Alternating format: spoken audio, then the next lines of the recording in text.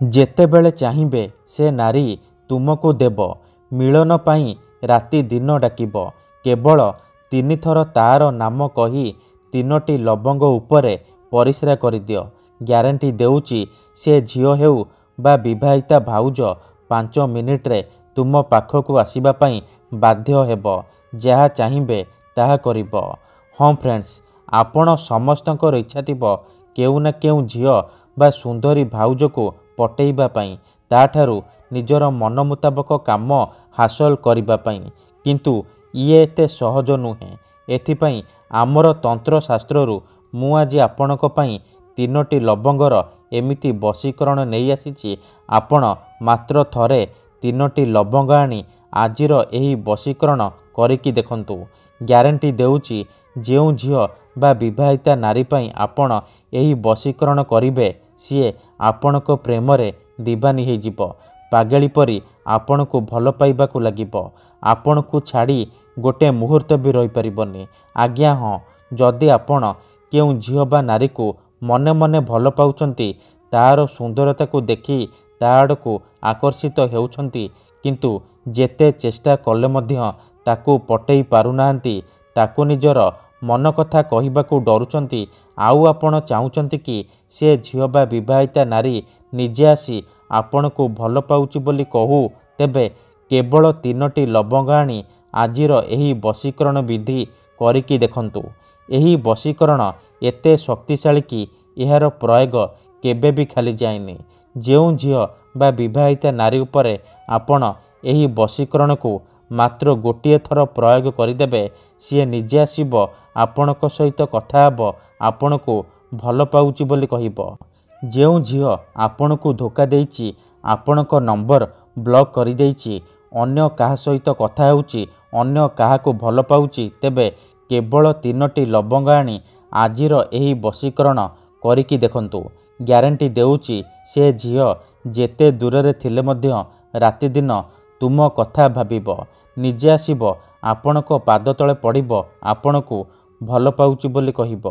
ଏହି ବଶୀକରଣ ସାହାଯ୍ୟରେ ଆପଣ ବର୍ଷ ବର୍ଷ ଧରି ଭାଙ୍ଗି ଯାଇଥିବା ପୁରୁଣା ପ୍ରେମକୁ ଫେରାଇ ଆଣିପାରିବେ। ଶାଶୁ, ନଣନ୍ଦ, ଦିଅର, ଭାଉଜ କାହାକୁ ବି ନିଜ ବଶରେ କରି ତାଠାରୁ ନିଜର ମନ ମୁତାବକ କାମ ହାସଲ କରିପାରିବେ। ସିଏ ଆପଣଙ୍କୁ କୌଣସି ପ୍ରକାର ବାଧା ଦେବ ନାହିଁ। ଯାହା ଚାହିଁବେ ତାହା କରିବ। ଆପଣଙ୍କର ସବୁ ଇଚ୍ଛା ପୂରଣ କରିବ। କେବଳ ଆପଣଙ୍କୁ 3ଟି ଲବଙ୍ଗରେ ପରିସ୍ରା କରିବାର ଅଛି। ଏହି ବଶୀକରଣ ବିଧି ଆପଣ କିପରି କରିବେ, କେମିତି କରିବେ, ଏହାର ପ୍ରୟୋଗ ବିଧି କ'ଣ, ମୁଁ ଆପଣଙ୍କୁ ବତେଇବି। ସମ୍ପୂର୍ଣ୍ଣ ପ୍ରୟୋଗ ବିଧି ଠିକ୍ ଭାବରେ ବତେଇବି।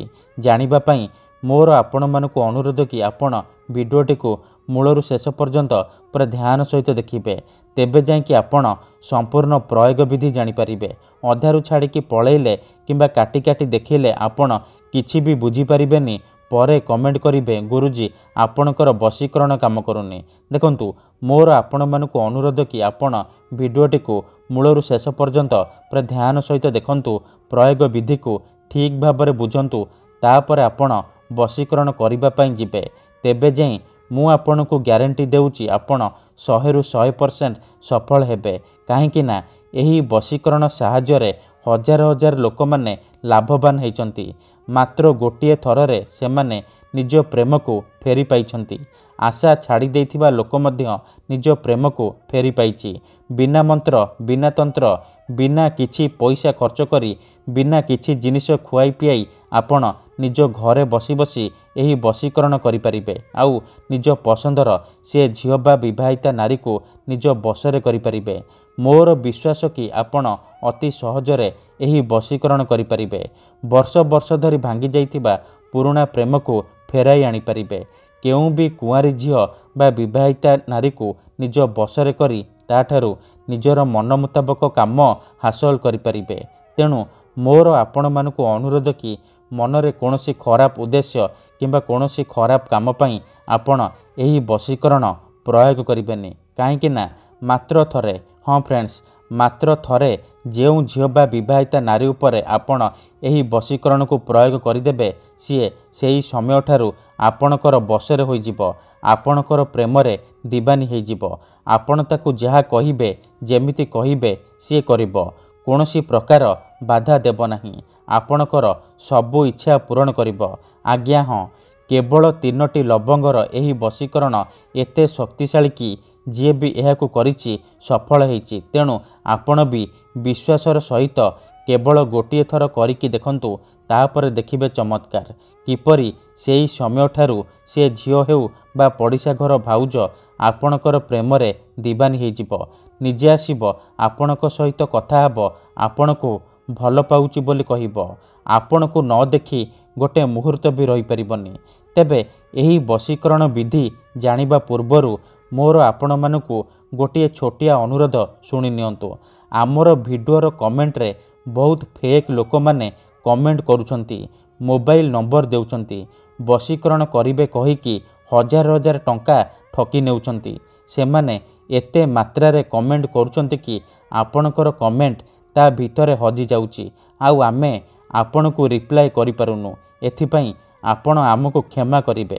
ଆଉ କମେଣ୍ଟ ବକ୍ସରେ ଦିଆଯାଉଥିବା ଫେକ୍ ମେସେଜ ଆଉ ମୋବାଇଲ ନମ୍ବରର ରିପ୍ଲାଏ ଦିଅନ୍ତୁ ନାହିଁ, କାହିଁକି ନା ସେମାନେ ବଶୀକରଣ କରିବେ କହିକି ଆପଣଙ୍କର ପଇସା ଠକି ନେବେ।